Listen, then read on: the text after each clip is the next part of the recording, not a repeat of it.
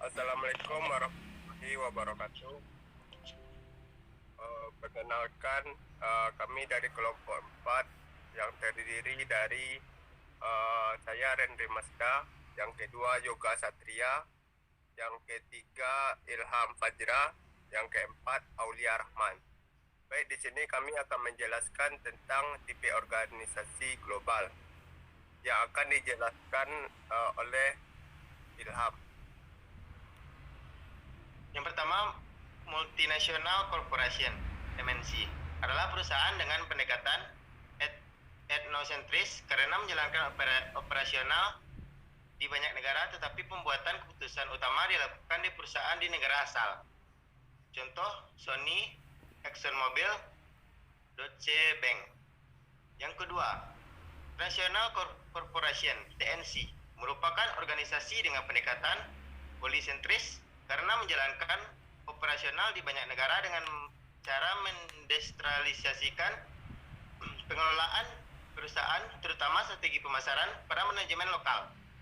Contohnya McD. Yang ketiga, Borderless Organization merupakan perusahaan dengan pendekatan geosentris karena menjalankan operasional di banyak negara dengan cara menghilangkan hambatan geografis yang bersifat artifisial melalui penghapusan pembagian divisi berdasarkan negara. Penghapusan divisi struktural. Baik, selanjutnya tahap selanjutnya itu dijelaskan oleh Bang Aulia Rahman. Baiklah, di sini saya akan menjelaskan tahapan-tahapan perusahaan menjadi global.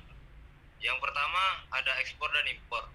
Dalam suatu organisasi melakukan ekspor atau menjual produk yang dibuat di dalam negeri ke luar negeri, atau impor melalui produk yang dibuat di luar negeri di pasar dalam negeri, merupakan langkah yang membutuhkan investasi paling minim dan dengan risiko yang paling minim pula. Umumnya perusahaan memulai bisnis global dengan cara ini. Yang kedua ada organisasi global, merupakan organisasi yang terbentuk dari gabungan beberapa negara di dunia atau bentuk unit fungsi yang memiliki tujuan bersama dalam mencapai persetujuan. Organisasi global mencapai berbagai unit usaha di negara lain yang berinteraksi untuk beroperasi sebagai suatu organisasi yang mendunia. Baik, sedikit tambahan, yang ketiganya yaitu perusahaan multinasional atau yang dikenal dengan PMN.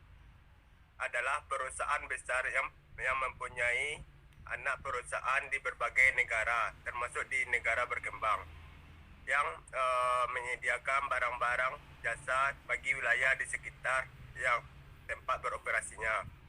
PMM ini tidak hanya di dalam negeri, melainkan batas-batas negara dan politik. Contoh perusahaan multinasional itu terdiri dari Semen Padang, KFC, Indofood. Selanjutnya yaitu mengelola secara internasional. Mengelola secara global adalah berhubungan dengan para staf dan tim tertentu mengenai kompetisi asing dan belajar politik, budaya dan gaya operasi pasar yang berbeda. Manajer global harus dapat mengatasi kompleksitas yang terdapat pada grup yang berbeda. Selanjutnya dijelaskan oleh Yoga.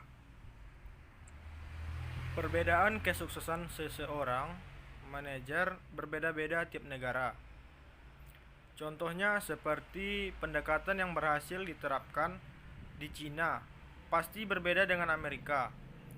Seorang manajer Cina akan menilai kinerja tenaga kerja setiap bulan dan mengubah upah setiap bulan. Bila tenaga kerjanya buruk, maka akan dihina. Dan bila manajer tidak mencapai sasaran, maka gajinya akan dipotong.